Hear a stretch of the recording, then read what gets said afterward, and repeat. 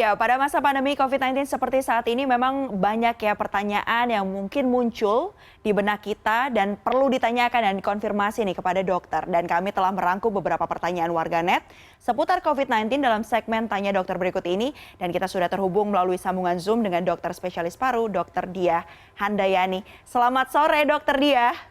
Selamat sore. Sehat, Dok? Kondisinya? Alhamdulillah. Iya, dokter. Ya, alhamdulillah. Alhamdulillah, tetap mengenakan masker di sana ya dok ya. Saya izin tidak pakai masker di sini karena memang di sini juga tetap menerapkan jaga jarak ya dok ya. Dokter, ada beberapa pertanyaan ini yang sudah kami rangkum, sudah disampaikan juga oleh warganet melalui akun dari CNN Indonesia ya dok ya. Yang pertama ini saya bacakan, ada dari @gaib_satria dok.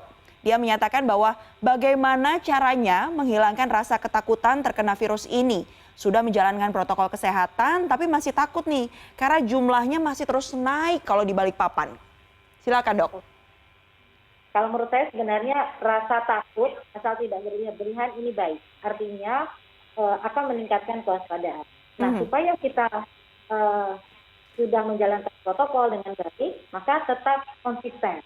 Dan selain itu mengingatkan orang lain. Nah, masalah ketakutan itu wajar karena memang ini adalah sebuah penyakit yang sangat mudah menular. Tetapi kalau menurut saya, kalau kita sudah melaksanakan selain protokol kesehatan, kita juga harus menjaga kesehatan secara umum. Jadi tidur cukup, itu akan meningkatkan imunitas, makan makanan yang sehat, bergizi, mengandung cukup protein dan juga vitamin, dan juga olahraga. Jadi ini akan meningkatkan imunitas kita. Iya, jadi lagi-lagi kan penyakit ini disebabkan oleh virus ya dokter Diah ya. Jadi daya tahan tubuh menjadi satu hal yang penting juga agar terhindar dari paparan virusnya ya dok ya. Selanjutnya ini ada pertanyaan kedua dari @ladybirdie, lady_birdie yang menyatakan bahwa apa saja sih dok sebenarnya ciri-ciri kondisi tubuh yang membuat kita harus waspada dan membuat kita harus segera memeriksakan kesehatan dari paru kita. Sebenarnya ya gejala COVID-19 dengan gejala penyakit paru lainnya, itu TBC, pneumonia, itu hampir sama. Gejalanya ada batuk, kemudian sesak, kadang disertai dengan demam. Nah, jadi itu adalah gejala paling utama yang terjadi pada gangguan kesehatan paru-paru. Tetapi sering juga disertai dengan gangguan yang sifatnya umum, gitu. Misalnya, kita jadi mudah lelah, kemudian nafsu makan turun, kemudian keringat malam di malam hari, dan penurunan berat badan. Jadi itu juga harus kita waspadai. Oke, jadi selain ada gejala-gejala seperti sesak nafas, demam, dan lain-lain, ketika ada gejala lain seperti penurunan berat badan yang signifikan begitu ya dok ya, sampai berapa kilogram biasanya dok untuk diwaspadai, untuk kemudian periksa kesehatan paru karena takut terpapar virus corona dok? Misalnya kita tidak diet apapun ya, tetapi kita turun berat badan misalnya 3-5 kilo dalam 1 bulan, itu juga sudah harus diwaspadai. Oke, baik. Kalau untuk ada gejala sesak nafas sendiri itu biasanya dirasakan pada pagi, siang, atau malam hari, ada waktu spesifik kah dok? Oke, kalau orang dengan asma atau penyakit paru obstruktif akibat merokok, itu biasanya malam menjelang pagi. Tapi kalau sesak akibat COVID dan lainnya seperti kanker paru itu tidak mengenal waktu. Berarti kalau waktunya cukup panjang itu mungkin saatnya untuk bisa mendapatkan pengobatan begitu ya dok ya. Bertanya dulu konsultasi pada dokter dan nanti bisa memeriksakan parunya ya dok ya. Nah, bicara tadi sempat disebut oleh dokter Diani seputar perokok begitu. Ini ada pertanyaan selanjutnya dari warganet yang kepo juga dengan COVID-19.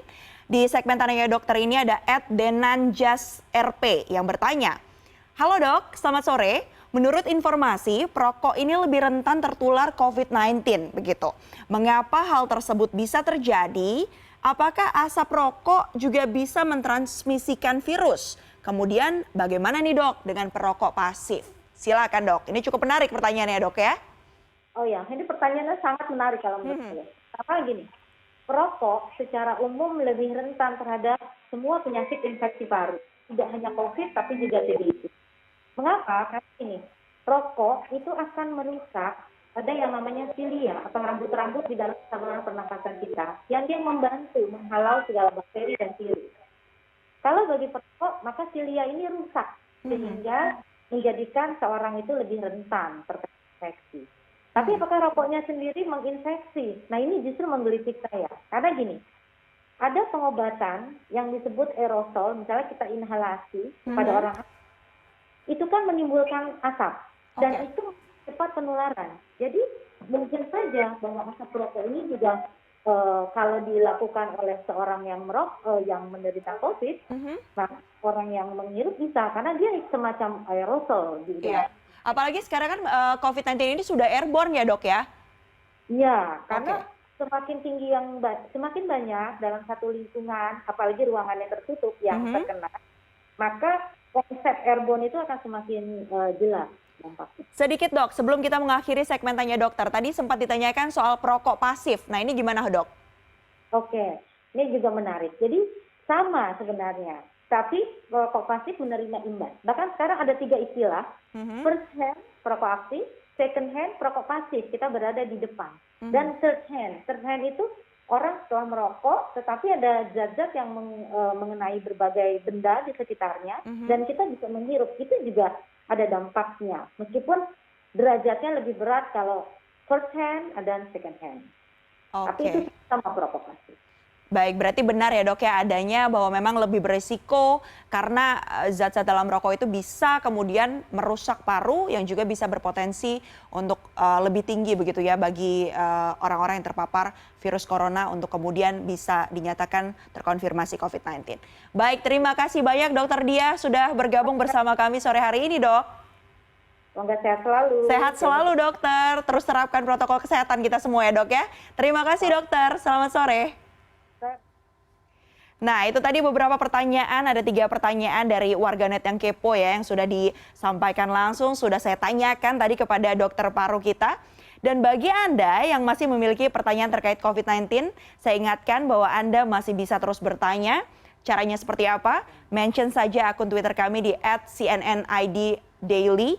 Lalu Anda juga bisa menuliskan komentar di unggahan kami di laman Instagram @CNN Indonesia TV dengan juga menambahkan tagarnya ini. Hashtagnya jangan lupa warganet kepo COVID-19 dan akan dijawab setiap hari Sabtu dan Minggu.